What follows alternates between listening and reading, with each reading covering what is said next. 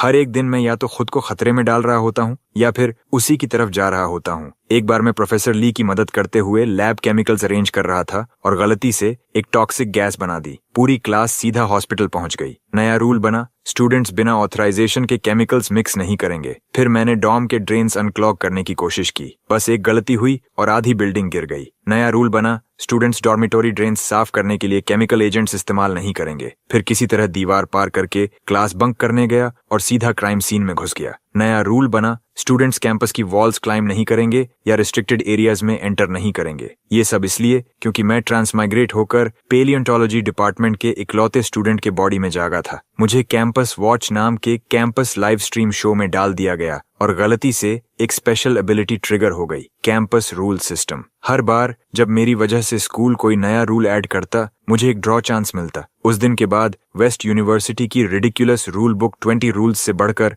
200 हो गई। पूरा कैंपस मुझसे रुकने की भीख मांगने लगा, लेकिन कोई मुझे रोक नहीं सकता था। Free draw chances. हाँ, मैं वो छोड़ने वाला नहीं था। एक दिन प्रोफेसर ली के इंस्ट्रक्शंस फॉलो करते हुए मैं कैंपस के अनडेवलप्ड जोन में सॉइल सैंपल्स कलेक्ट करने गया ताकि अगले हफ्ते की सेडिमेंट्री एनवायरनमेंट एनालिसिस क्लास की प्रिपरेशन हो सके। मैं गाना गुनगुनाते हुए मिट्टी खोद रहा था, तभी एक जोरदार बूम हुआ और मैं गायब। पूरा एरिया आग में उड़ गया और स्कूल सीधा हेवन पहुंच गया। तभी नीचे से एक भारी क्लैंग की आवाज आई जिसने मेरी हथेलियों तक झटका भेज दिया। मार्कस कैमरा लेकर झुकता है। भाई, तूने अभी क्या हिट किया? मैं सिर हिलाता हूँ और शवल से आसपास की लूज डर्ट और डिब्री हटाने लगता हूँ। धीरे धीरे एक कर्व्ड और बुरी तरह कोरोडेड मेटल पीस नजर आने लगता है। मैं नीचे झुककर ध्यान से देखता हूँ। उसका शेप बिल्कुल वैसा था जैसे वॉर मूवीज में दिखने वाले एंटी पर्सनल लैंडमाइंस। और ये स्कूल एक पुराने अबैंडन्ड बैरियल ग्राउंड के ऊपर बना था। क्या सच में यहाँ वॉर एरा रेमनेंट्स दबे हो सकते हैं? मेरा पेट अंदर से बैठ गया। नहीं यार, मैं इतना अनलकी नहीं हो सकता।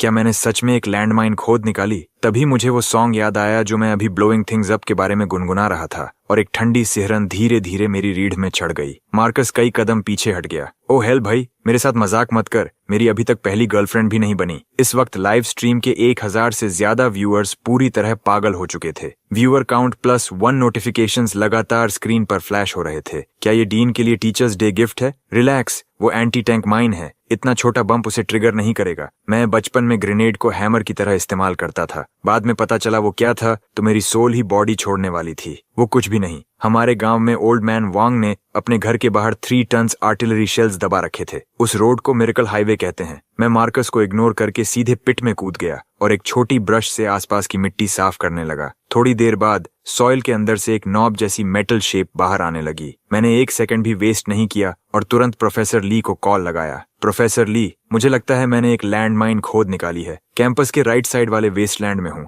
ऊपर रेज ट्रिगर मैकेनिज्म भी है। उनकी आवाज तुरंत टेंस हो गई। उसे दोबारा टच मत करना, मैं अभी आ रहा हूँ। इतना बोलकर उन्होंने कॉल काट दिया। 15 मिनट से भी कम समय में प्रोफेसर ली भागते हुए पहुंच गए। उन्होंने चेहरे का पसीना तक नहीं पोंछा। वो नीचे क्राउच होकर उसे ध्यान से देखने लगे। काफी देर बाद उन्होंने एक छोटी ट्रॉवल से मिट्टी हटानी शुरू की। मार्कस और मैं पीछे हट गए, किसी भी वक्त एक्सप्लोजन होने की तैयारी में, लेकिन ब्लास्ट कभी हुआ ही नहीं। कुछ केयरफुल स्कूप्स के बाद उन्होंने उसे आसानी से बाहर निकाल लिया। चिंता की बात नहीं है, ये बस प्रेशर कुकर का लाइड है। मैं उसे हाथ में लेकर देखता हूँ और एक तरफ फेंक देता हूँ। आखिर कौन यहाँ पॉट लिड फेंकता है? प्रोफेसर ली बस हंसते हुए सिर हिला देते हैं। सेफ रहना बेहतर है, सैंपलिंग जारी रखो ध्यान से। और इतना कहकर वो चले गए। लाइव स्ट्रीम व्यूअर्स हंस हंस कर मरने की हालत में थे। व्यूअरशिप फिर से स्पाइक कर गई। भाई को कुकिंग स्कूल में काम करना चाहिए। लोग खुद पॉट लिड्स डिलीवरी कर रहे हैं। मुझे सच में लगा था वो सॉन्ग सच होने वाला है। पूरा स्कूल बूम होने वाला था और निकला सिर्फ एक लिड। मार्कस अब खुद को रोक नहीं पाया और जोर से हंस पड़ा। मैं उसे घूर कर देखता हूँ। इतना हंस क्या रहा है?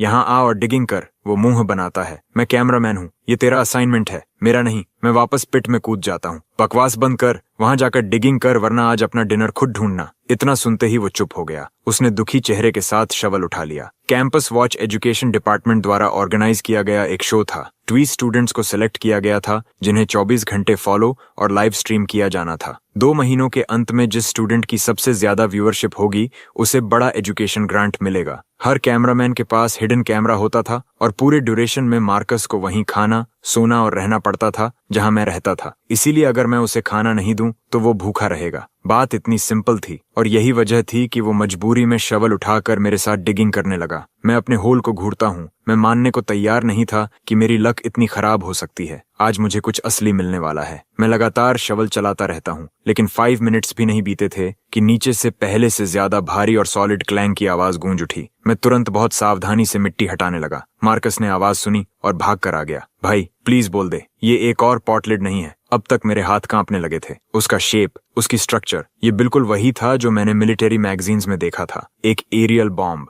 मार्कस पूरी तरह फ्रीज हो गया। होली, ये तो सच में बॉम्ब है। मैं जवाब तक नहीं दे पाया, बस उसे घूरता रह गया। मैंने तुरंत प्रोफेसर ली को फिर कॉल किया। मुझे लगता है इस बार सच में रियल बॉम्ब मिला है। दूसरी तरफ कुछ सेकंड की चुप्पी छा गई। अभी तो हमने एक चीज हैंडल की थी, वो प्रेशर कुकर लिड था। मेरा रोने का मन करने लगा। मुझे दूसरा मिला है। इस बार बॉडी और टेल फिन्स भी हैं। फोन से एक लंबी थकी हुई सांस सुनाई दी। वहीं रुको, मैं आ रहा हूँ। इस बार प्रोफेसर ली पहले से भी तेजी से पहुंचे। वो झुककर देखते हैं और उनका एक्सप्रेशन तुरंत जम जाता है। उन्होंने तुरंत फोन निकाला और कॉल लगाया। डीन कार्टर, हमारे पास सिचुएशन है। पेलियोंटोलॉजी डिपार्टमेंट का स्टूडेंट लियम ऐसी चीज खोदकर निकाल लाया है जो एरियल बॉम्ब लग रही है। दूसरी तरफ डीन कार्टर की आवाज तुरंत टूट गई। क्या? असली एरियल बॉम्ब? कोई हिलेगा नहीं, मैं अभी आ रहा हूँ। कॉल खत्म होते ही डीन कार्टर दौड़ते हुए वहां पहुंचे। उनके पीछे वाइस डीन और कैंपस सिक्योरिटी भी थे। जैसे ही उन्होंने पिट के अंदर देखा, उनके माथे पर पसीने की बूंदें उभर आईं। उन्होंने तुरंत पुलिस को कॉल किया और फिर अपने असिस्टेंट पर चिल्लाए, अभी के अभी पूरी कैंपस सिक्योरिटी यहाँ बुलाओ। कोई भी इस एरिया के पास नहीं आएगा।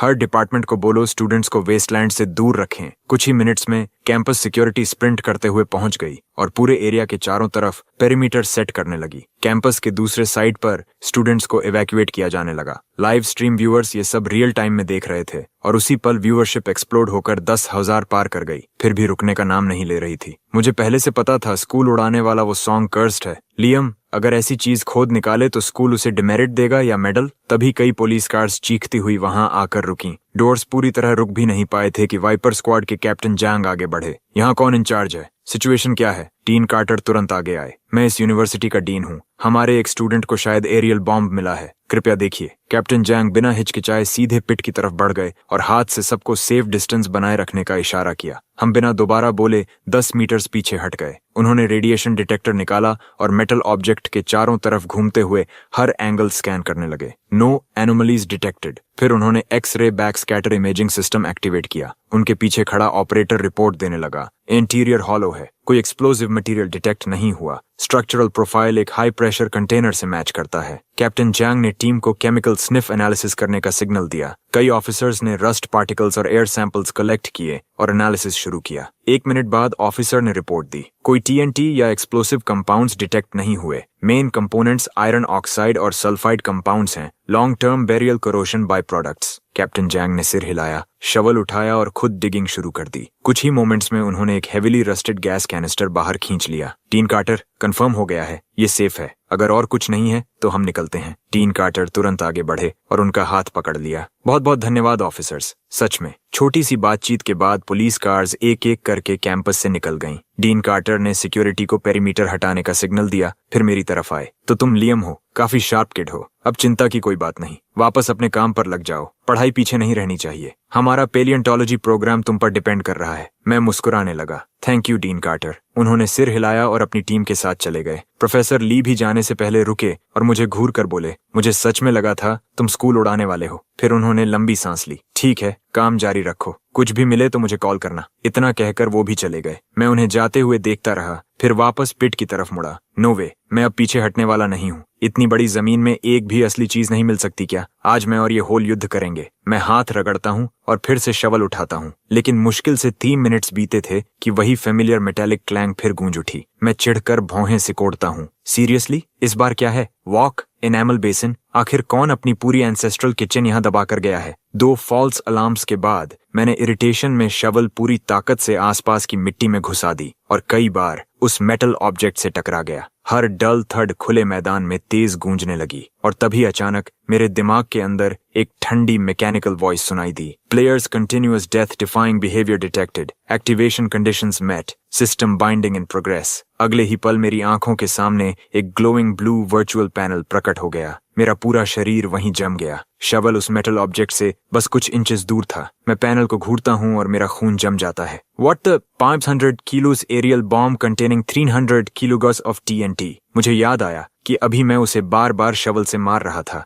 और मेरे शरीर का हर बाल खड़ा हो गया। अगले ही सेकंड में रियलिटी में वापस आया। मैंने तुरंत मार्कस को पकड़ा जो अभी भी शॉक में खड़ा था और हम भागने लगे। हम तब तक नहीं रुके जब तक कई 100 मीटर्स दूर नहीं पहुंच गए। मार्कस बुरी तरह हाँफ रहा था। भाई अभी क्या हुआ? मैं उसे ग्रिम स्माइल के साथ देखता हूँ। अगर मैं कहूँ कि इस बार सच में रियल एरियल बॉम्ब मिला है तो मानेगा? उसने तुरंत सिर हिला दिया। लाइव स्ट्रीम की व्यूअरशिप लगातार बढ़ रही थी। चैट पूरी तरह जोक्स से भरी हुई थी। लो फिर शुरू हो गया। एक्सप्रेशन तो रियल लग रहा है लेकिन एक कॉलेज स्टूडेंट को एरियल बॉम्ब्स के बारे में क्या पता? खुद ही डर गया होगा। प्राइज क्वेश्चन, इस बार गैस कैनिस्टर निकलेगा या ऑक्सीजन टैंक? मार्कस का चेहरा देखकर मैं खुद पसीने में भीग चुका था। मैंने फिर प्रोफेसर ली को कॉल किया। उनकी आवाज थकी हुई और सपाट थी। लियम अब क्या? मत बोलना कि फिर बॉम्ब मिला है। मेरी आवाज कांप रही थी। प्रोफेसर ली इस बार असली है। 500 कीलो एरियल बॉम्ब। कुछ सेकंड की चुप्पी रही। मैं आ रहा हूँ। उन्होंने तुरंत फोन काट दिया। कुछ ही देर बाद वो दौड़ते हुए पहुंच गए। उन्होंने दूर से एक नजर डाली और उनके चेहरे का रंग उड़ गया। उन्होंने तुरंत डीन कार्टर को कॉल करने की कोशिश की लेकिन किसी ने फोन नहीं उठाया।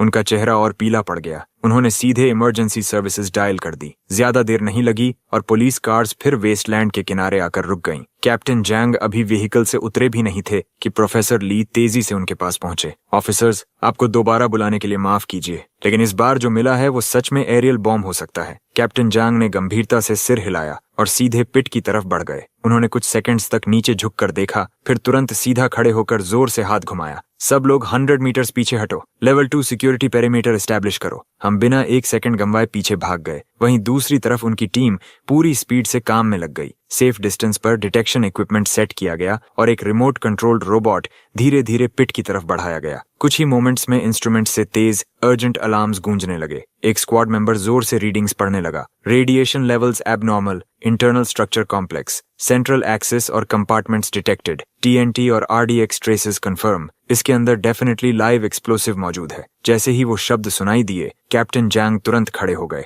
और पूरी ताकत से दहाड़े। सब लोग 500 मीटर्स पीछे हटो अभी। उन्होंने तुरंत रेडियो निकाला, इमरजेंसी चैनल पर स्विच किया और कमांड सेंटर को अर्जेंट रिपोर्ट भेज दी। दिस इज वेस्ट शोर university, undeveloped zone confirmed, large unexploded aerial bomb discovered, estimated weight 500 kg, contains TNT and RDX, radiation readings abnormal, fuse condition unstable, requesting highest level emergency response, 3 kilometre radius seal of करो, सभी personal को तुरंत evacuate करो। Report खत्म करते ही वो professor ली की तरफ घूमे और चिल्लाए, कैंपस के हर स्टूडेंट को अभी बाहर निकालो। लाइव स्ट्रीम व्यूअर्स पूरी तरह स्टन्ड रह गए। क्या ये सच में 500 किलो एरियल बॉम्ब है?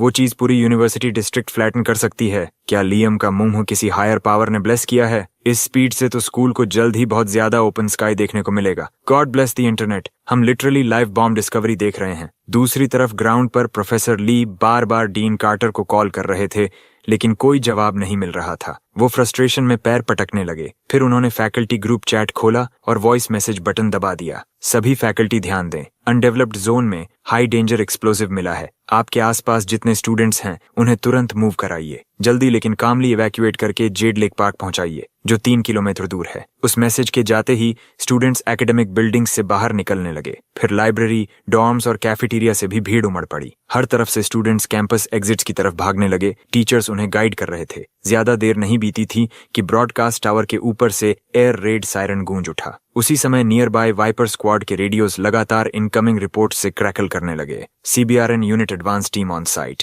City emergency command vehicle in position, 3 kilometre perimeter initial lockdown complete, near by residential areas evacuate करने के लिए टीम्स डिप्लॉय कर दी गई हैं। अब तक पूरा वेस्टलैंड पुलिस व्हीकल्स से घिर चुका था। तभी सिटी पुलिस के कमिश्नर चेन वहां पहुंचे। वो सीधे कमांड व्हीकल की तरफ बढ़े और ब्रीफिंग मांगी। कैप्टन जैंग तुरंत आगे आए। प्रिलिमिनरी असेसमेंट, ये वर्ल्ड वॉर 2 एरियल बॉम्ब है। केसिंग बुरी तरह करोडेड है, फ्यूज कंडीशन अननोन है, on site disarming extremely risky होगा। अगर हम इसे सेफ जोन तक ट्रांसपोर्ट करके कंट्रोल डेटोनेशन करें तो वो सेफर ऑप्शन होगा। कमिश्नर चेन ने भौहें सिकोड़कर सोचना शुरू किया, लेकिन ये सुनते ही मैं जोर से बोल पड़ा, आप उस बॉम्ब को मूव नहीं कर सकते। कमिश्नर चेन ने मेरी तरफ घूर कर देखा। ये बच्चा कौन है? कैप्टन जांग तुरंत बोले, ये लियम है, वही स्टूडेंट जिसने बॉम्ब खोदा था। कमिश्नर चेन झल्ला कर बोले, रिडिक्युलस, ये स्टूडेंट अभी तक यहाँ क्या कर रहा है? इसे तुरंत बाहर निकालो। कैप्टन जांग शायद सोच रहे थे कि मैं शॉक में हूँ, इसलिए वो जल्दी से मेरे पास आए। लियम, चिंता मत करो, हमारे प्रोफेशनल्स इसे हैंडल कर लेंगे। मैंने गंभीर चेहरा बनाकर सिर हिलाया। आप लोग इस बॉम्ब को पहचान नहीं रहे,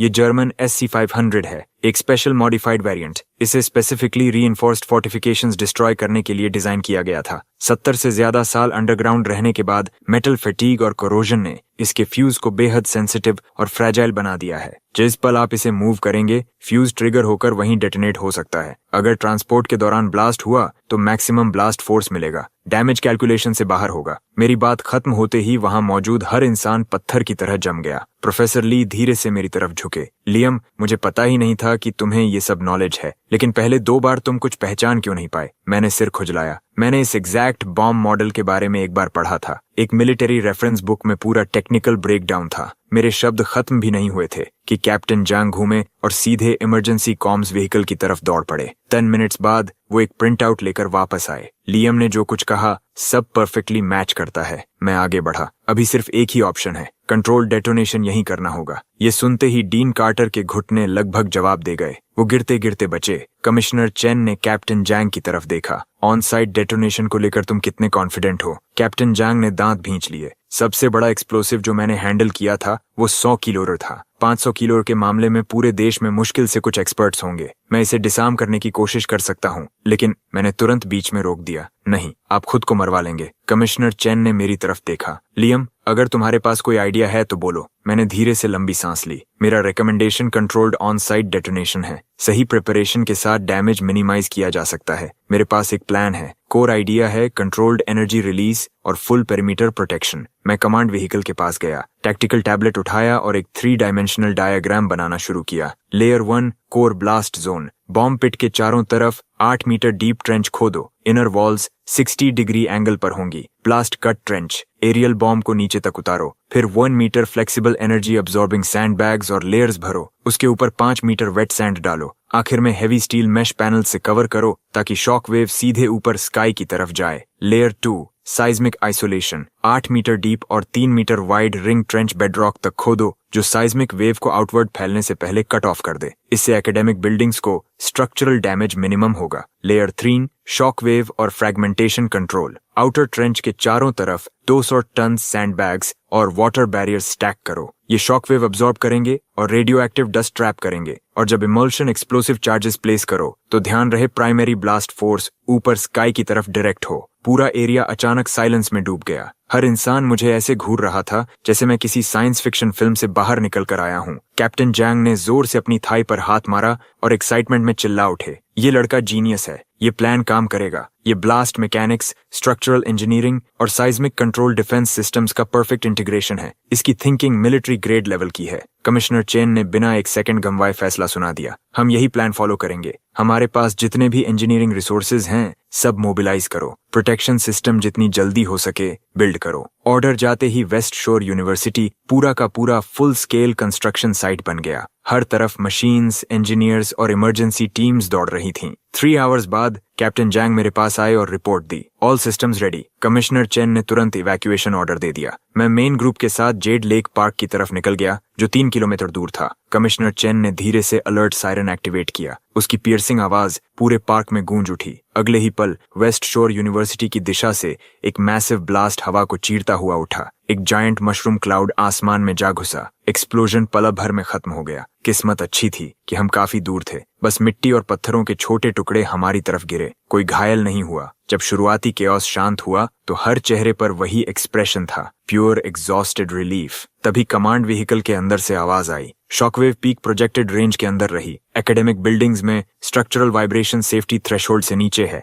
रेडिएशन थोड़ी देर स्पाइक हुई थी लेकिन अब नॉर्मल पर लौट रही है। कमिश्नर चेन ने रेडियो उठाया और हमेशा की तरह काल्म आवाज में बोले, fire suppression teams move in. उनके ऑर्डर के साथ फायर ट्रक्स की पूरी फ्लीट ब्लास्ट साइट की तरफ बढ़ गई ताकि एरिया कूल किया जा सके और डस्ट क्लियर हो सके। सीबीआरएन यूनिट पर्सनल भी कोर जोन में घुस गए और फुल स्पेक्ट्रम स्कैनिंग शुरू कर दी। 1 आवर बाद पूरा थ्रेट कंप्लीटली न्यूट्रलाइज्ड हो चुका था। Follow up clean up work शुरू होने के बाद कमिश्नर चैन और कैप्टन जांग मुझे ढूंढते हुए आए। लियम, इस बार हम तुम्हारे कर्जदार हैं। हम तुम्हारा नाम स्पेशल सिविक करेज अवार्ड और कैश प्राइज के लिए फॉरवर्ड करेंगे। इसे हमारी तरफ से थैंक यू समझो। मेरी आंखें खुशी से सिकुड़ गईं और मैं जोर से मुस्कुराया। Thank you commissioner. Commissioner Chen ने मेरे कंधे पर मजबूती से हाथ रखा। तुम अलग ही चीज हो किड। ग्रेजुएशन के बाद अगर कभी फोर्स ज्वाइन करने का मन हो तो दरवाजा खुला है। प्रोफेसर ली की आईब्राउज तुरंत ऊपर उठ गईं। कमिश्नर चेन, ये हमारे पूरे डिपार्टमेंट का इकलौता स्टूडेंट है। इसे पोच करने की कोशिश मत कीजिए। मैंने सिर खुजलाया। सॉरी कमिश्नर, मुझे सच में अपना फील्ड बहुत पसंद है। कमिश्नर चेन हल्का सा हंस पड़े।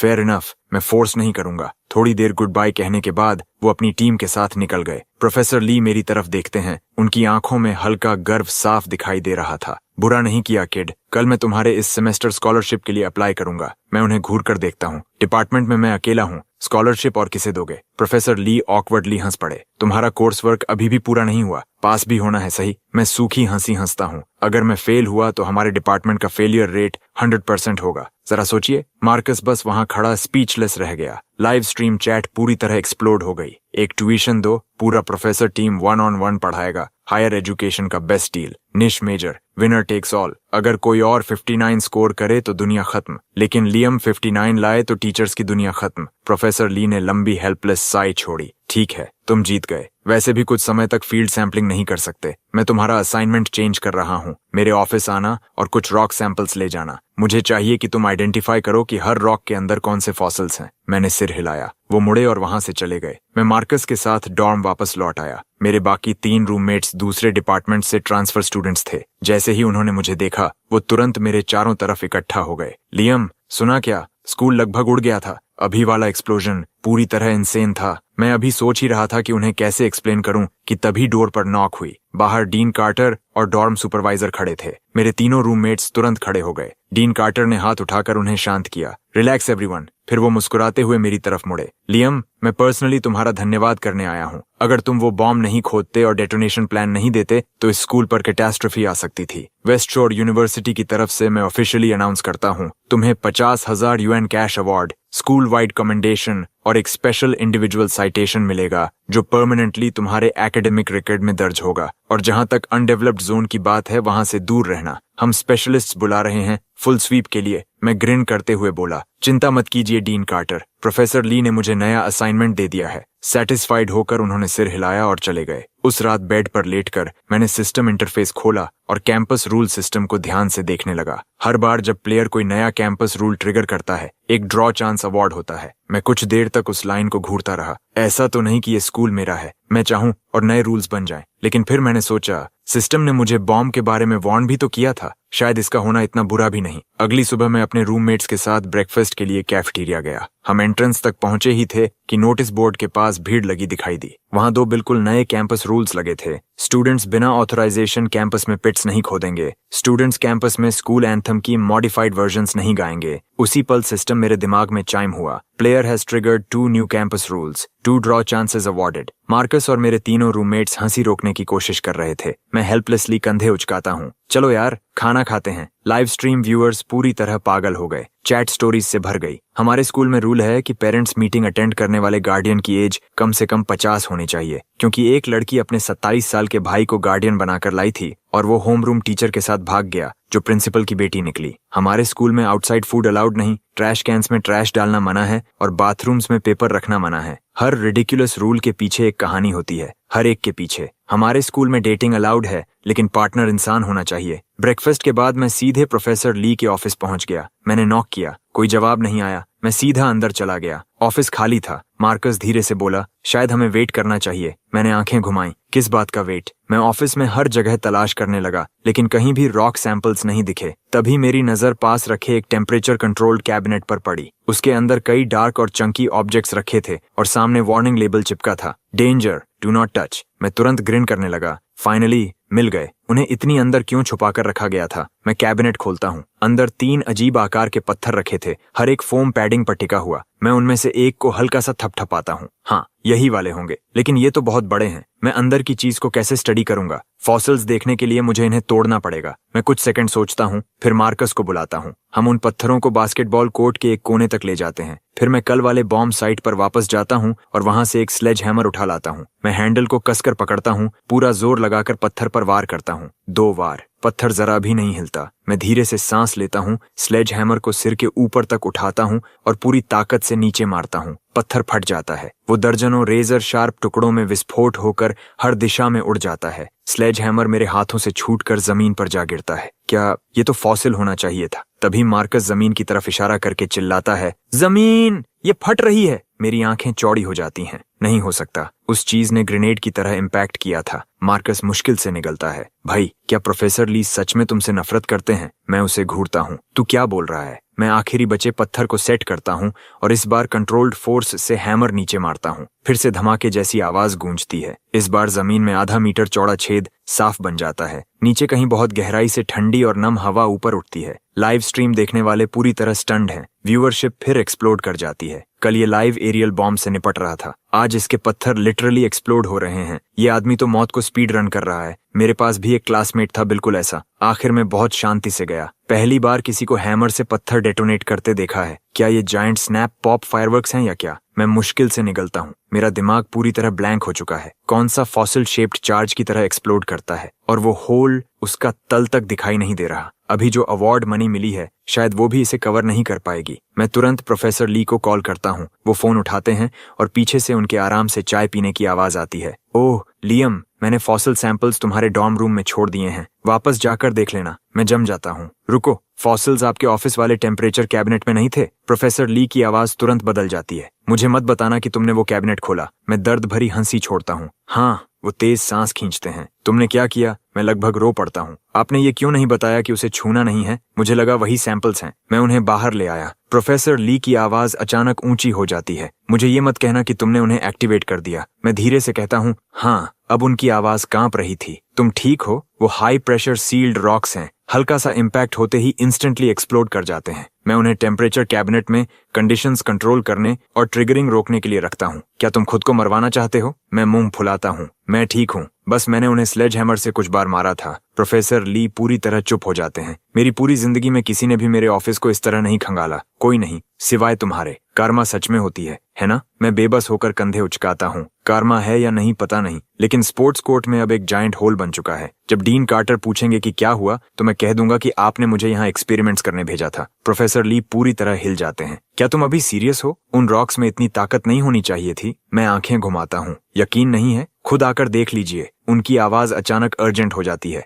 मैं आ रहा हूँ, वहीं रुको। वो मेरे कुछ और बोलने से पहले ही फोन काट देते हैं। 10 मिनट से भी कम समय में वो दौड़ते हुए पहुंचते हैं, तेज सांस लेते हुए। वो अपने फोन की फ्लैशलाइट ऑन करके होल के अंदर रोशनी डालते हैं। ये सही नहीं हो सकता। उन रॉक्स से इतनी फोर्स नहीं निकलनी चाहिए थी। उनके मुंह से शब्द पूरे निकल भी नहीं पाते कि हमारे कानों तक हल्की क्रैकिंग की आवाज पहुंचती है। हम तीनों एक साथ नीचे देखते हैं। होल के किनारे पर एक पतली दरार उभरती है और अगले ही पल वो उंगली जितनी चौड़ी हो जाती है। प्रोफेसर ली तुरंत सीधा खड़ा हो जाता है। मूव, सब लोग अभी पीछे हटो। हम मुश्किल से कुछ कदम ही पीछे जाते हैं कि होल के चारों तरफ दरारें विस्फोट की तरह फैलने लगती हैं और हर दिशा में दौड़ पड़ती हैं। मैं पूरी ताकत से स्प्रिंट मारता हूँ और कई 100 मीटर दूर जाकर ही रुकता हूँ। जब मैं पीछे मुड़कर देखता हूँ तो 50 मीटर से भी चौड़ा एक विशाल सिंक होल उस जगह को निगल चुका था जहां हम खड़े थे। लाइव स्ट्रीम कुछ सेकंड के लिए पूरी तरह शांत हो जाती है, फिर अचानक फट पड़ती है। व्यूअरशिप आसमान छूने लगती है। तुम अबिस में झांकते हो और अबिस वापस तुम्हें घूर कर जमीन ही निगल जाती है। क्या लियम सच में कर्स्ड है? कल एरियल बॉम्ब, आज स्पोर्ट्स कोर्ट कोलैप्स। ये स्कूल अभी तक खड़ा कैसे है? हम सावधानी से कोलैप्स्ड जोन के किनारे वापस जाते हैं और अंदर झांकते हैं। लगभग 30 मीटर गहरा पिट। नीचे से लगातार तेज बहते पानी की आवाज आ रही है। एक मोटा टूटा हुआ पाइप ऊपर की तरफ पानी उछाल रहा था। तभी मेरे दिमाग में सिस्टम की आवाज गूंजती है। Large scale geological collapse event detected. Environmental data analysis module activated. Geological scan complete. Collapse zone के नीचे एक विशाल अंडरग्राउंड कैविटी मौजूद है। Cause piping erosion. Main underground water supply pipe 3 साल पहले धीरे धीरे लीक होना शुरू हुआ था। इस एरिया की foundation fill loose sandy clay से बनी थी, जिसे कहीं और से लाया गया था। लगातार लीकिंग ने धीरे धीरे फाइन सॉइल पार्टिकल्स को बहा दिया, जिससे नीचे एक मैसिव अंडरग्राउंड कैविटी बन गई। अचानक सब कुछ समझ में आ जाता है। कोई हैरानी नहीं कि जमीन इतनी आसानी से धंस गई। नीचे से तो सब पहले ही खोखला हो चुका था। प्रोफेसर ली सिंकहोल को घूरते हुए बड़बड़ाते हैं, लियम, जब डीन कार्टर यहाँ पहुंचे तो थोड़ा कम लियम बनने की कोशिश करना। उनके शब्द खत्म भी नहीं होते कि डीन कार्टर स्कूल ऑफिशियल्स की पूरी टोली के साथ भागते हुए पहुंच जाते हैं। लियम, देखो तुमने क्या कर दिया। एक दिन तुम मुझे हार्ट अटैक दिला दोगे। मैं कंधे उचकाता हूँ। इसका मुझसे क्या लेना देना। डीन कार्टर पूरी तरह भड़क उठते हैं। कांपते हाथ से सिंकहोल की तरफ इशारा करते हैं। जमीन में 50 मीटर का होल बना हुआ है और तुम कह रहे हो इसका तुमसे कोई लेना देना नहीं। मैं धैर्य से सांस छोड़ता हूँ। डीन कार्टर, क्या आपको सच में लगता है कि कोई स्टूडेंट इतना बड़ा सिंकहोल बना सकता है? ध्यान से देखिए, वो वाटर पाइप सालों से लीक हो रहा था। जैसे ही पहला छोटा होल खुला, मुझे नीचे पानी बहने की आवाज सुनाई दे गई थी। लगातार लीकिंग ने फिल सॉइल के फाइन पार्टिकल्स को बहा दिया। समय के साथ हमारे नीचे एक विशाल हॉलो बन गया। सरफेस सिर्फ एक पतली शेल बनकर रह गई थी। मेरे रॉक एक्सप्लोजन ने बस उसे तोड़ दिया। मैं सीधा खड़ा हो जाता हूँ। मैंने कुछ गलत नहीं किया। अगर कुछ किया है तो स्कूल पर बहुत बड़ा फेवर किया है। सोचिए, अगर ये आज एक्सपोज नहीं होता और किसी स्कूल वाइड इवेंट के दौरान कोलैप्स होता, तो क्या आप उन कॉन्सिक्वेंसेस के साथ जी पाते? प्रोफेसर ली सिर हिलाते हैं। अब उन्हें भी बात समझ आ चुकी थी। ये सही कह रहा है। एक सिविल इंजीनियरिंग प्रोफेसर की नजर से देखूं तो एनालिसिस बिल्कुल सही है। डीन कार्टर लंबी धीमी सांस लेते हैं। लियम, मैं माफी चाहता हूँ। अभी मेरा टोन गलत था। पर्सनल मत लेना। मैं तुम्हें डिनर पर ले चलता हूँ और कल वाले अवार्ड में एक्स्ट्रा 20,000 भी जोड़ दूंगा। मैं पलकें झपकाता हूँ। डीन कार्टर, आप बहुत जेनरस हैं। स्कूल का ध्यान रखना तो मेरा काम है। वैसे डिनर की जगह मैं सिर्फ कैश ले सकता हूँ क्या? पूरी क्राउड अचानक चुप हो जाती है। डीन कार्टर बस ऑकवर्डली सिर हिलाकर मान जाते हैं। तभी पुलिस व्हीकल्स की एक लाइन सीन पर आकर रुकती है। सबसे आगे फेमिलियर चेहरा, कमिश्नर चेन। वो 50 मीटर सिंकहोल को देखते ही तेज सांस छोड़ते हैं। फिर डीन कार्टर से हाथ मिलाते हैं। मुझे कहना पड़ेगा डीन कार्टर, इस कैंपस के नीचे जो भी चल रहा है, ऐसा लगता है जैसे खास मुझे टेस्ट करने के लिए बनाया गया हो। जब उन्हें पता चलता है कि सिंकहोल फिर से मुझसे जुड़ा है, वो रेजिग्नेशन भरी नजर से मेरे कंधे पर हाथ रखते हैं। लियम, हमारे डिपार्टमेंट के एनुअल परफॉर्मेंस टारगेट्स एक कॉलेज स्टूडेंट की वजह से टूटने वाले हैं। मैं ऑकवर्ड हंसी हंसता हूँ। इस बार सच में मेरी गलती नहीं है। कमिश्नर चेन बहस नहीं करते। वो तुरंत काम में लग जाते हैं। जल्दी से पेरीमीटर सेट कर दिया जाता है। टेक्निकल टीम्स इक्विपमेंट के साथ पिट के नीचे जांच शुरू कर देती हैं। फाइंडिंग्स बिल्कुल मेरे एनालिसिस से मैच करती हैं। अब बस होल भरना और ग्राउंड रिस्टोर करना बाकी था। लेकिन तभी पिट की गहराई से एक भारी दबा हुआ धमाका गूंजता है। कमिश्नर चेन तुरंत आदेश चिल्लाते हैं, ये फिर से हो रहा है। सब लोग पीछे हटो। हम तेजी से किनारे से दूर भागते हैं। जब हम सेफ डिस्टेंस पर पहुंचते हैं और पीछे मुड़कर देखते हैं तो नीचे एक मोटी काली दीवार दिखाई देती है। उसके बेस पर एक विशाल ब्लास्ट प्रूफ आयरन डोर लगा था, पूरी तरह जंग से ढका हुआ। बीच में एक भारी व्हील स्टाइल वाल्व था, जिसे घुमाने के लिए कई लोगों की जरूरत पड़ती। कमिश्नर चेन तुरंत आदेश देने लगते हैं, टेक टीम, पिट वॉल्स का फुल स्ट्रक्चरल स्कैन करो। Radiation team, door area sweep करो। एयर टीम, डोर सीम से गैस सैंपल्स कलेक्ट करो। बाकी सब सेफ्टी लाइन के पीछे। इंजीनियरिंग टीम, स्ट्रक्चरल रीइंफोर्समेंट तैयार करो। ऑर्डर्स मिलते ही हर टीम हरकत में आ जाती है। मेरी नजर उस आयरन डोर पर टिकी रहती है। तभी सिस्टम की आवाज दिमाग में गूंजती है, टारगेट स्ट्रक्चर एनालिसिस कंप्लीट।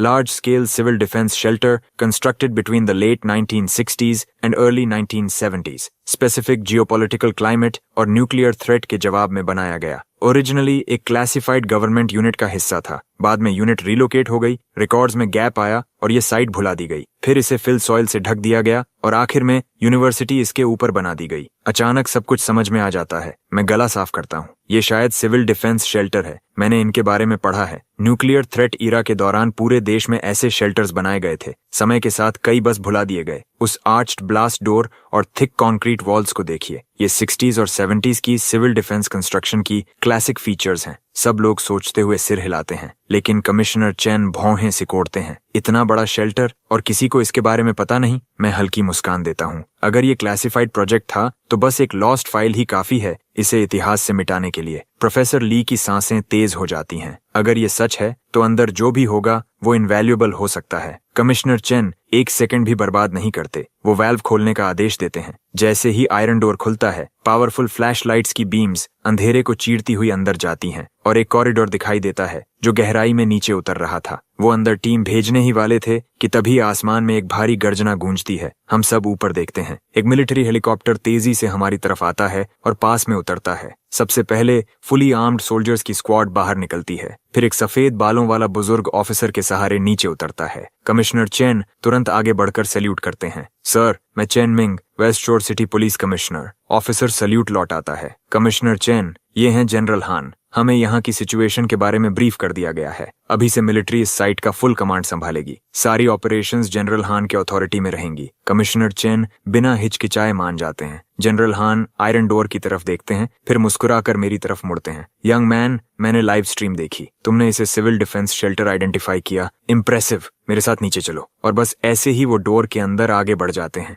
दर्जनों पावरफुल फ्लैश लाइट्स कॉरिडोर को दिन की तरह रोशन कर देती हैं। पैसेज के दोनों तरफ बंद डोर्स की कतार लगी हुई थी। कमिश्नर चेन एक डोर धीरे से खोलते हैं। अंदर पीले पड़े डॉक्यूमेंट्स हर तरफ बिखरे हुए थे। एक हिस्ट्री प्रोफेसर कैजुअली एक पेपर उठाता है, फिर अचानक जम जाता है। ये न्यूक्लियर वेपन्स रिसर्च डॉक्यूमेंट्स हैं। कमिश्नर चेन एक डॉक्यूमेंट लेकर देखते हैं। जनरल हान, ये तो क्लासिफाइड होना चाहिए, सही? जनरल हान का एक्सप्रेशन पढ़ना मुश्किल था। अब नहीं, मैं बस नहीं चाहता था कि इन्हें भुला दिया जाए। कमिश्नर चेन तुरंत अपने ऑफिसर्स को बुलाते हैं। इस रूम की हर चीज सिक्योर करो। स्पेशलिस्ट्स आने तक कुछ मत छूना। हम आगे बढ़ते हैं और कई दूसरे रूम्स चेक करते हैं। कुछ में पुराने रेडियो इक्विपमेंट और टेलीफोन स्विच बोर्ड्स रखे थे। कुछ बंक रूम्स थे जहां फ्लोर पर डॉक्यूमेंट्स बिखरे पड़े थे। ये साफ था कि यहाँ से जाने वाले लोग बहुत जल्दबाजी में निकले थे। हम 2 और लेवल्स नीचे उतरते हैं। एक चौड़ा हॉल कई आर्च्ड टनल एंट्रेंसेस में बंट जाता है। हम एक रास्ता चुनते हैं और आखिर तक पहुंचकर एक आर्मरी खोज लेते हैं। एक टेक्नीशियन आयरन डोर खोलता है। अंदर विशाल स्टोरेज स्पेस के बाएं तरफ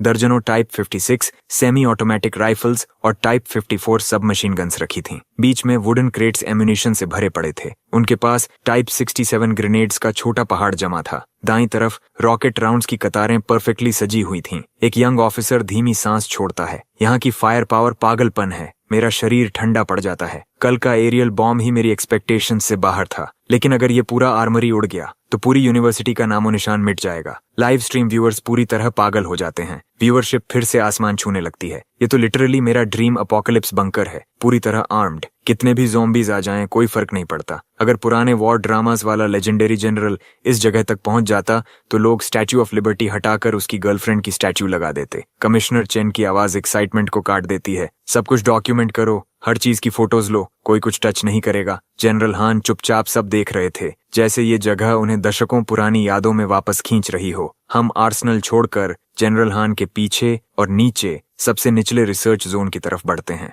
हम मटेरियल्स एनालिसिस लैब और डेटा रिकॉर्ड्स रूम से गुजरते हैं। दोनों रेयर और इरिप्लेसेबल डॉक्यूमेंट्स से भरे पड़े थे। दशकों पहले ऐसी फाइंडिंग्स दुनिया को हिला देती, अब वो सिर्फ हिस्ट्री के आर्टिफैक्ट्स बन चुके थे। हम रिसर्च जोन के सबसे गहरे हिस्से तक पहुंचते हैं, जहां एक भारी मेटल डोर आगे का रास्ता रोक रहा था। उस पर एयर टाइट वाल्व और कम्प्लेक्स मैकेनिकल लॉक लगा था। डोर पर रेडिएशन वार्निंग सिंबल बना था। एक tech officer radiation detector door के गैप के पास ले जाता है। मशीन अचानक तेज चीख जैसी आवाज निकालती है। रेडिएशन लेवल्स सेफ लिमिट्स से बहुत ऊपर थे। कमिश्नर चेन बिना 1 सेकंड गंवाए सबको पीछे हटने का आदेश देते हैं। यहाँ तक कि जनरल हान का एक्सप्रेशन भी बदल जाता है। सिर्फ 2 ऑफिसर्स फुल प्रोटेक्टिव सूट्स में वहीं रुकते हैं। वो हाइड्रोलिक ब्रीचिंग टूल्स उठाकर डोर को फोर्स से खोलते हैं। अंदर 2.5 मीटर लंबा न्यूक्लियर डिवाइस रखा था। शॉक प्रोसेस करने का मौका तक किसी को नहीं मिलता। हर कोई तुरंत मुड़ता है और पूरी ताकत से एग्जिट की तरफ भागता है। हम तब जाकर सांस लेते हैं जब सिंक होल के बॉटम तक वापस पहुंच जाते हैं। कमिश्नर चेन तुरंत आदेश देते हैं, सिंक होल एंट्रेंस सील करो।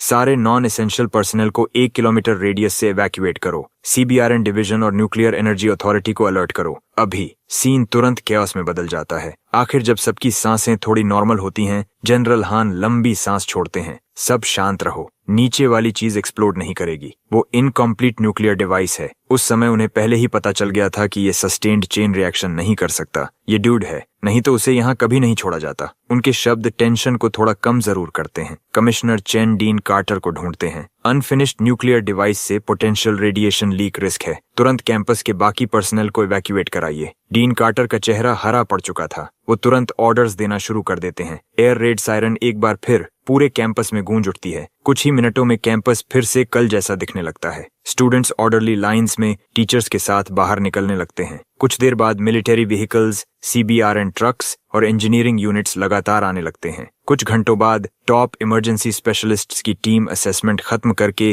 टेम्पररी कमांड पोस्ट में बहस शुरू कर देती है। सफेद बालों वाला सीनियर एक्सपर्ट मेज पर हाथ मारता है। पहले यहीं शील्डिंग लेयर बनाते हैं, उसे प्रॉपरली सील करो, फिर मूव करेंगे। गोल्ड रिम्ड ग्लासेस पहने मिडिल एज्ड एक्सपर्ट तुरंत खड़ा हो जाता है। हैवी इक्विपमेंट नीचे नहीं जा सकता, मैनुअल हैंडलिंग लोगों की जान के साथ गैम्बल होगा। कोई हेलीकॉप्टर से एयरलिफ्ट करने का सुझाव देता है। सीनियर एक्सपर्ट तुरंत उसे रोक देता है। क्या तुम पागल हो? अगर वो हवा में एक्सप्लोड हो गया तो कई किलोमीटर्स तक सब कुछ रबल बन जाएगा। सेकंड धीरे धीरे बीतते रहते हैं। बहस पूरी तरह डेड एंड पर पहुंच चुकी थी। मैं गला साफ करता हूँ। शायद हम रेल सिस्टम इस्तेमाल कर सकते हैं। रूम में मौजूद हर इंसान तुरंत मेरी तरफ मुड़कर देखता है। सभी एक्सपर्ट्स के चेहरे पर एक ही एक्सप्रेशन था, प्योर स्केप्टिसिज्म। जनरल हान मेरी तरफ देखते हैं। यंग मैन, जो सोच रहे हो खुलकर कहो, यहाँ कोई रॉन्ग आंसर नहीं है। मैं सिर खुजलाता हूँ। जब हम अंदर गए थे तब मैंने ध्यान दिया, शेल्टर एंट्रेंस से लेकर डिवाइस चेंबर तक सिर्फ 2 छोटे स्टेयरकेस सेक्शंस हैं, लेकिन बाकी कॉरिडोर लगभग पूरा स्ट्रेट और लेवल है। हम पूरे पैसेज में मॉड्यूलर लाइटवेट रेल्स बिछा सकते हैं,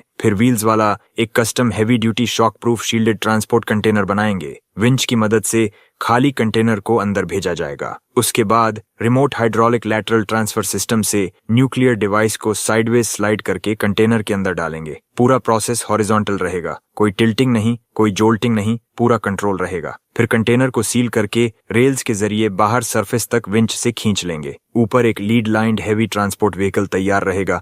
इससे फिजिकल शॉक और रेडिएशन लीकेज दोनों से मैक्सिमम प्रोटेक्शन मिलेगी। मेरे खत्म करते ही जनरल हान स्टन्ड एक्सपर्ट्स की तरफ मुड़ते हैं। आप सबका क्या कहना है? व्हाइट हेयर्ड एक्सपर्ट अपने ग्लासेस ठीक करते हैं। ये अप्रोच बेहद क्लेवर है। सेफ्टी और प्रैक्टिकलिटी दोनों का परफेक्ट बैलेंस है। बाकी एक्सपर्ट्स भी सहमति में सिर हिलाने लगते हैं। जनरल हान बिना एक सेकंड गंवाए फैसला सुना देते हैं। हम लियम के प्लान के साथ जाएंगे। मटेरियल्स और इक्विपमेंट तुरंत मूव करो, अभी। कमिश्नर चेन तुरंत एक्शन में लग जाते हैं। लाइव स्ट्रीम व्यूअर्स पूरी तरह स्पीचलेस हो चुके थे। व्यूअरशिप फिर से एक्सप्लोड करती है। एक और मैसिव वेव। क्या ये सच में रियल है? मैं यहाँ एंटरटेनमेंट देखने आया था, न्यूक्लियर एक्सपर्ट्स को आउटथिंक करते हुए किसी स्टूडेंट को नहीं। जिस प्रॉब्लम पर न्यूक्लियर स्पेशलिस्ट्स अटक गए, उसे एक कॉलेज स्टूडेंट ने सॉल्व कर दिया। लियम किसी और ही लेवल पर है। कल एरियल बॉम्ब सॉल्यूशन पागलपन था, आज न्यूक्लियर डिवाइस सिचुएशन सॉल्व कर दी। इसे चाहे पसंद हो या नहीं, कोई ना कोई एजेंसी इसे रिक्रूट जरूर करेगी। मैं तो ये स्ट्रीम अपने पेरेंट्स को फील गुड कंटेंट दिखाने लाया था। यहाँ ये आदमी हर दूसरे किड को एवरेज बना रहा है। सच में डिमोरलाइजिंग है। स्ट्रीम पूरी तरह केओस और एक्साइटमेंट में डूब चुकी थी। स्ट्रीम के बाहर ऑपरेशन पूरी स्पीड पर चल रहा था। 2 घंटे बाद सब कुछ तैयार हो जाता है। ऑपरेशन का सबसे डेंजरस फेज शुरू होता है। हर आंख मॉनिटर पर टिकी हुई थी। कोई सांस लेने की हिम्मत तक नहीं कर रहा। सब देखते हैं कैसे न्यूक्लियर डिवाइस को धीरे धीरे inch by inch transport container के अंदर स्लाइड किया जा रहा है। आखिर जब कंटेनर पूरी तरह सील हो जाता है, मोटर उसे स्टेडली रेल्स के ऊपर सरफेस की तरफ खींचना शुरू करती है। हर किसी की तनाव भरी निगाहों के बीच कंटेनर स्मूथली सिंकहोल के बेस तक पहुंच जाता है। फिर हाइड्रोलिक लिफ्ट प्लेटफॉर्म कंटेनर को प्रिसीजन के साथ लीड लाइन यूनिट में नीचे उतारता है। फाइनल सील लॉक होते ही एक टेक ऑफिसर खड़ा होकर रिपोर्ट देता है। सारे रेडिएशन लेवल्स नॉर्मल पर वापस आ गए हैं। उसके शब्द खत्म होते ही पूरा साइट चीयर्स से गूंज उठता है। बाद में कम्बैट इंजीनियर्स उसी कंटेनर में न्यूक्लियर डिवाइस को बाहर ट्रांसपोर्ट करते हैं। हेरिटेज अथॉरिटी के लोग सारे क्रिटिकल डॉक्यूमेंट्स कलेक्ट कर लेते हैं। काम रात 8 बजे के बाद तक चलता रहता है। तब जाकर सिविल डिफेंस शेल्टर पूरी तरह क्लियर होता है। जब आखिर सब शांत हो जाता है, मैं बस कैफेटेरिया में लेट नाइट स्नैक लेने जाने ही वाला था कि जनरल हान मुझे आवाज देते हैं। लियम, ये सब तुम्हारे बिना संभव नहीं था। सच बताऊं, इस जगह का कनेक्शन मेरे एक पुराने कॉमरेड से था। मैं कई सालों से इसे ढूंढ रहा था। Thank you. मैं तुरंत हाथ हिलाता हूँ। जनरल हान, आप बहुत ज्यादा काइंड हैं। ये सब तो बस एक्सीडेंट से हुआ। जनरल हान मुस्कुराते हैं। क्या तुमने कभी मिलिट्री एकेडमी के बारे में सोचा है? मैं तुरंत तुम्हारे लिए अरेंज कर सकता हूँ। मुझे लगता है तुम बिल्कुल वही इंसान हो जिसकी इस देश को जरूरत है। उनके शब्द सुनते ही आसपास मौजूद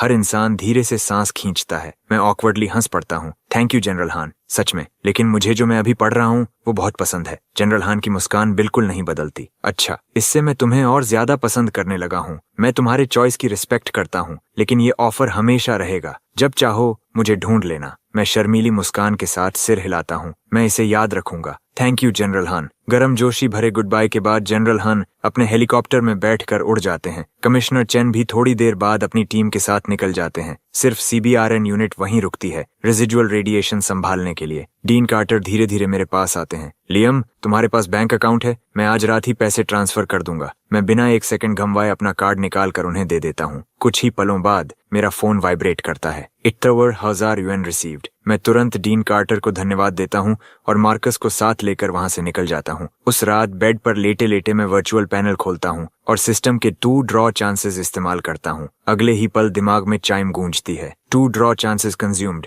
skills unlocked, master of ceremonies. मैं पैनल को ब्लैंक एक्सप्रेशन के साथ घूरता रह जाता हूँ। ये आखिर काम किस चीज का है? मैं लंबी सांस छोड़ता हूँ और सीधे सो जाता हूँ। अगली सुबह मैं रूममेट्स के साथ कैफेटेरिया जाता हूँ। नोटिस बोर्ड पर नया कैंपस रूल चिपका हुआ था। Students are prohibited from striking rocks anywhere on campus. उसी समय सिस्टम फिर से दिमाग में बोल उठता है, new campus rule detected, 1 draw chance awarded. Jason और केविन हंसते हुए मेरे कंधे थपथपाते हैं। लियम, तुम अनबिलीवेबल हो। 2 दिनों में 3 नए कैंपस रूल्स। मैं दोनों को घूरता हूँ और सीधा कैफेटेरिया में चला जाता हूँ। जो कुछ हुआ था उसके कारण स्कूल सबको एक दिन की छुट्टी दे देता है। ब्रेकफास्ट के बाद हम डॉर्म लौटते हैं। मैं प्रोफेसर ली द्वारा भेजे गए सारे रॉक्स बैल्कनी में खींच लाता हूँ। मेरे रूममेट्स तुरंत उठकर मुझे रोकने लगते हैं। लियम, नए रूल में साफ लिखा है कि कैंपस में कहीं भी रॉक्स नहीं तोड़ने। मैं ग्रिन करता हूँ। उसमें ग्राउंड पर लिखा है। मैं ग्राउंड पर नहीं मारूंगा। इतना कहकर मैं एक रोप निकालता हूँ, बास्केटबॉल जितने बड़े रॉक को बांधता हूँ और उसे ड्राइंग रैक से लटका देता हूँ। फिर स्लेज हैमर उठाकर नीचे की तरफ मारना शुरू कर देता हूँ।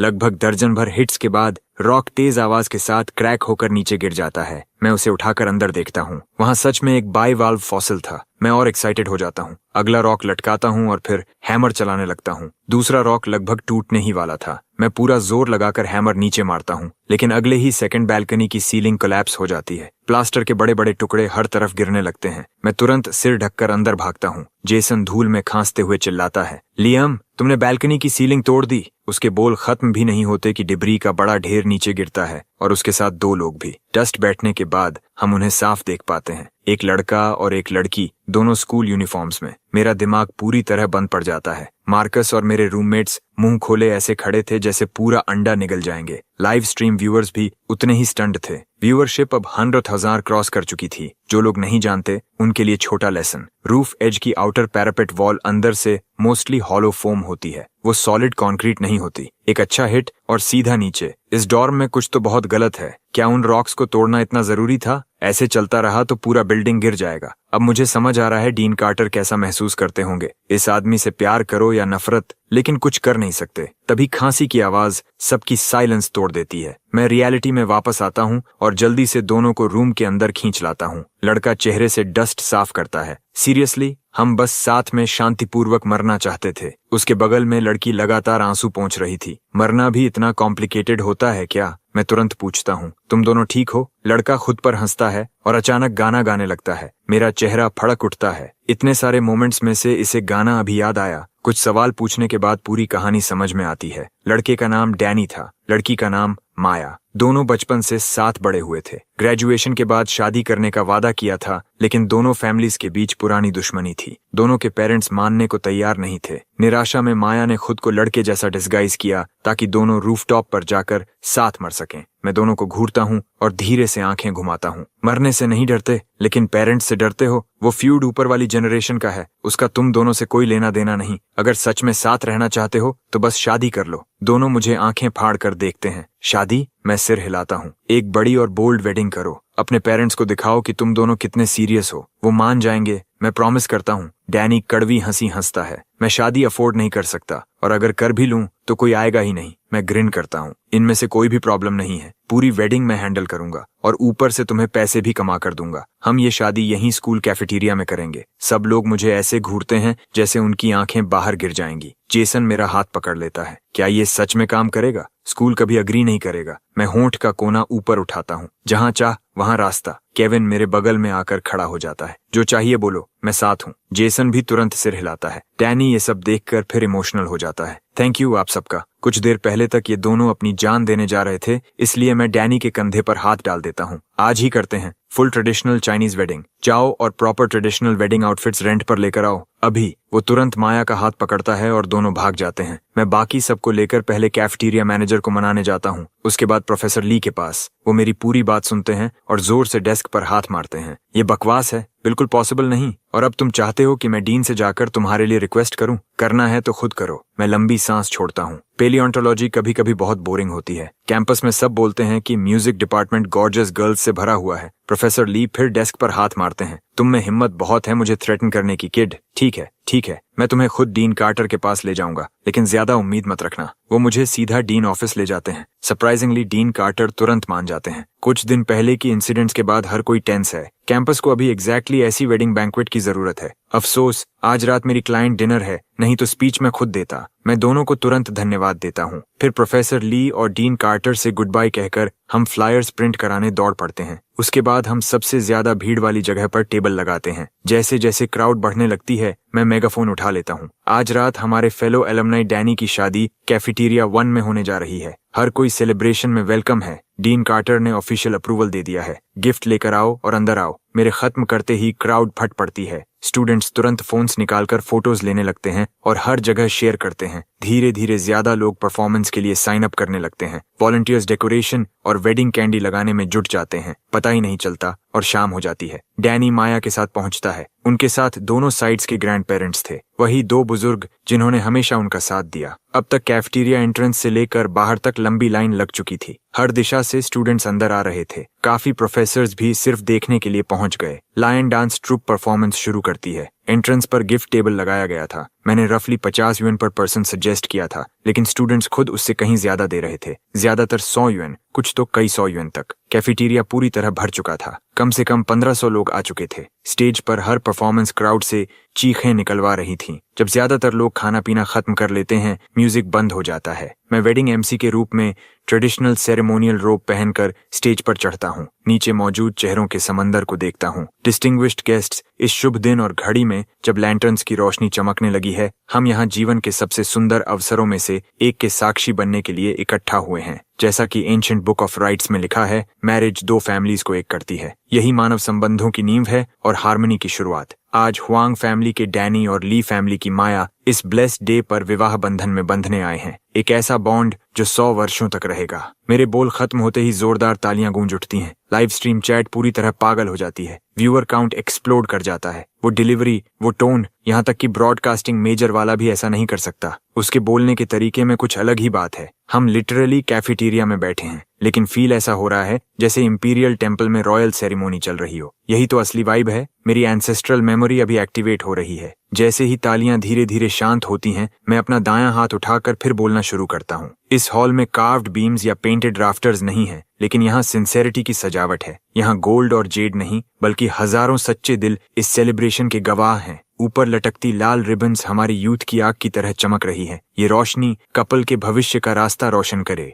इस क्षण में हेवन और अर्थ दोनों साक्षी हैं। समय आ चुका है। मैं हाथ उठाकर रेड कारपेट के आखिर की तरफ इशारा करता हूँ। कृपया हमारे न्यूलीवेड्स का हॉल में स्वागत कीजिए। वहाँ मौजूद हर इंसान उसी दिशा में देखने लगता है। डैनी और माया शानदार लाल ट्रेडिशनल वेडिंग अटायर पहने धीरे धीरे हमारी तरफ चलते हुए दिखाई देते हैं। जैसे ही वो पास पहुँचते हैं, मैं एक तरफ हट जाता हूँ। ब्राइड एंड ग्रूम कृपया ऑल्टर पर अपने स्थान लें। स्वयं को कंपोज्ड कीजिए। अब ट्रेडिशनल वेडिंग बो सेरेमोनी शुरू होगी। पहला बो हेवन और अर्थ को। हम ऊपर के आकाश और नीचे की धरती का धन्यवाद करते हैं जिन्होंने इन 2 आत्माओं को मिलाया। दोनों मेरे शब्दों के साथ परफेक्ट टाइमिंग में एंट्रेंस की तरफ गहरा झुकते हैं। दूसरा बो एल्डर्स को। हमारे ग्रैंड पेरेंट्स लंबी उम्र और प्रॉस्पेरिटी से ब्लेस्ड रहे और ये फैमिली पीढ़ियों तक फलती फूलती रहे। हेड टेबल पर बैठे ग्रैंड पेरेंट्स पहले ही रोने लगे थे। इमोशन पूरी तरह चेहरे पर था। तीसरा बो हस्बैंड और वाइफ एक दूसरे को, हर जन्म में साथ बूढ़े होने की प्रतिज्ञा के साथ। इस बार दोनों पहले से भी ज्यादा झुकते हैं। उठते ही डैनी माया का हाथ कसकर पकड़ लेता है। मैं मुस्कुराता हूँ। Ceremony complete.